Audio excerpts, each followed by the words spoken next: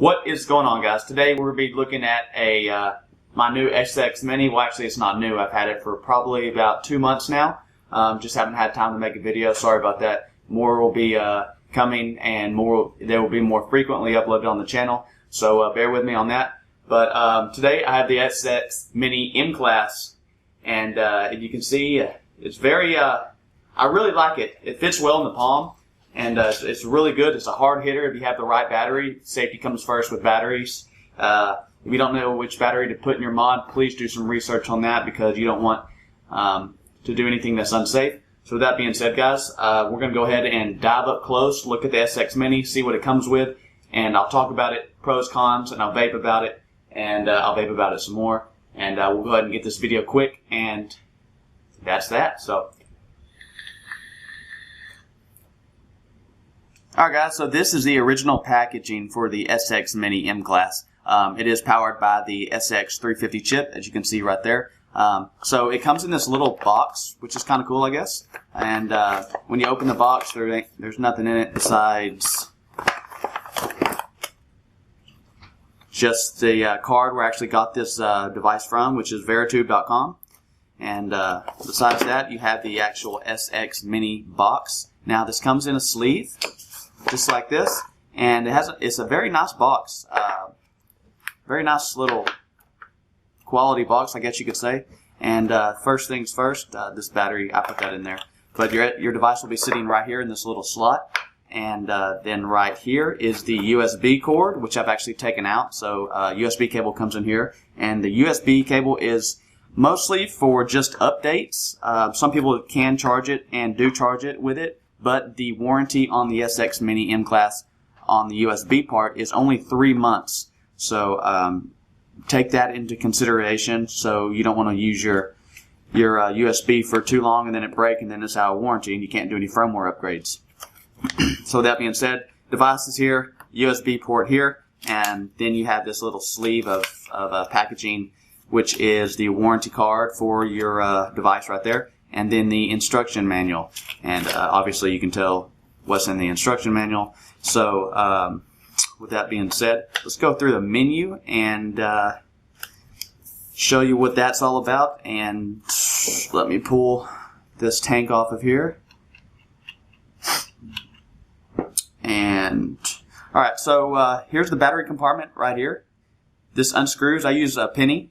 I just unscrew it like that and put a 18650 battery in there. I actually have a VTC5 in this right here, so make sure you're putting a good battery that can handle some higher wattage devices or builds. Overall finish, this thing is very solid, very good feel in the hands. It feels like a good quality device just because, I mean, it is. So you've got their SX Mini logo right here, and there's a little groove in it. I don't know if yeah, you can tell. There's a little groove in it on each side where you kind of, I guess your fingers would go or something. I don't know. It feels really good. And so here's your 510 connection right up here. This is spring loaded. Here is these 4 spaces are actually for tanks or whatever that still use to get air through the 510 connection that pull air from the bottom. I haven't seen one of those in a while, and I do not have any of those. Actually, I do. I have the K-Fun Lite that actually uses that, but I haven't used the K-Fun Lite in a long time. And besides that, guys, here's the power button, wattage up, wattage down, and then the USB port, obviously right here. 5 clicks to turn it on. I've already turned the device on. As you can see, it's going to tell me what I was actually vaping on a while ago. But you're going to have your wattage, your joules or wattage number right here. This is kind of like a counter. It's not a puff counter. It's more of what you've used. So when you're holding down the button, it'll actually go up depending on how much wattage you have or how many joules you're set at. And you can get a pretty good estimate out of how much your battery has left, even though the battery indicator is right over here. I have this in eco mode, which is part of the new firmware update. Let me turn that to standard mode so the screen will stay on a little longer. There we go. I changed it to standard mode down here, right there in the bottom.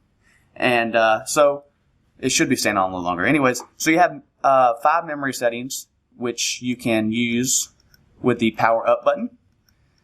Then it cycles back to 1, and you have your ohms and your volts. And then your, ohms and, whoops, there it is. It's fluctuating. I don't know why it's fluctuating at the moment. There's nothing on it. But you have your ohms and your volts, wattage, and what memory setting you're in. And then the counter right down here. So to go into the menu settings, you're going to do 5 clicks. 1, 2, 3, 4, 5. And then, as you can see right now, it is in adjust the wattage mode. You can adjust your wattage with up and down buttons right there. Click it to go to the next, and you can exit the menu by pressing your wattage up button. Bypass, that is to turn this thing into a mechanical mod mode. I've never messed with it, and I do not know really much about it. So you can figure that out on your own if you want to. I can't really tell you much about that. So let me get back into the menu settings. We're on bypass. System on or off, you can press the wattage up button to turn the system off. It'll shut down the device. Link on or off. Link is off. You turn this on when you actually do firmware upgrades. It links to your computer. So that's what that menu option is for. And display is set to left. You can switch it to right, and the display will turn upside down. Whoops. Or you can put it on auto. I have mine locked at left. Now with the auto is also a feature with the new firmware upgrade. So, and then you have your power and joule. There we go, right there. I guess I didn't put it back in auto. Let me put it back in auto real fast.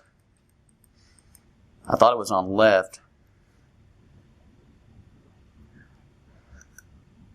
Right. There we go, auto right there. And there's auto. Even though I set it to auto, it put it back to left. Alright, so here's your power and joule mode. If you want wattage, you're going to do it power mode. If you want joule, you're going to do bottom wattage down, and you'll go into joule. Then, sensor on off. The sensor is where you tilt the device. On this device, when you're holding it straight up like this, and you tilt it left or you tilt it right, you can actually change the wattage by doing that with the sensor in it. So it got it pissed me off pretty well when I was constantly trying to adjust the wattage to what I wanted to, and I'd hold it at an angle and it would go past it. So I turned that off. So the next setting after power and joule, sensor, is if you round robin this back, and I keep doing it wrong. There we go here. You're going to adjust your degrees right here. You can adjust that with wattage up or wattage down, obviously. And then Fahrenheit or Celsius. So those are really all the menu settings. Let me get this thing back into power mode and exit the menu. And I'll go ahead and throw a build back on here and vape on it and tell you what I do like about it, what I don't like about it. Also, this firmware has been upgraded with the newest firmware from Yeehee. So you have the option to go from standard, powerful plus, powerful, soft, and eco. Now, standard, powerful, powerful plus, and soft come on the device standard. That's kind of weird saying standard at the same time both senses, but it does. The only thing they added on the upgrade is the eco mode, which somehow has a little bit different settings to make the device battery last longer, but it also turns the screen off. As you can see, it turns the screen off pretty quickly in eco mode to save battery life as well compared to the other modes. So with that being said, guys, let me throw a build back on here and we'll go ahead and get this thing going. Alright guys, I'm going to throw my Atlantis version 2 tank back on here. It does have the 7 milliliter extension on it, so it's a fairly big tank. I mean, if I hold it beside this XX Mini M Class, it is probably 75% of the entire thing.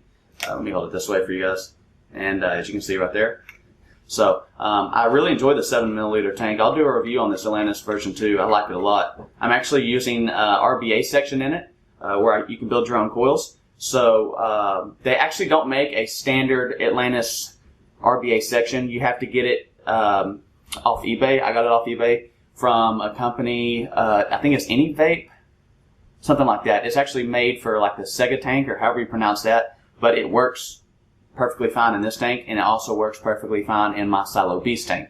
So universal coils for that, or universal RBA section. I haven't used the pre-made coils for this, but I'm just kind of like a build guy, so I don't really use any of the coils. So through this build on here, the build is a 0.46. We're going to put it to 35 watts, and that comes out to 4.01 volts. The screen turns off in this eco mode. I have it on eco mode right now. So airflow on both sides wide open. And yeah, so let me vape on it, and I'll show you what it can do.